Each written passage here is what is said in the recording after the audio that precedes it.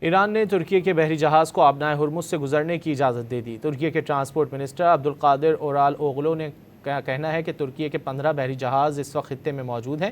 ایران نے ان میں سے ایک جہاز کو گزرنے کی اجازت دی جو آبنائے ہرمز پار کر گیا۔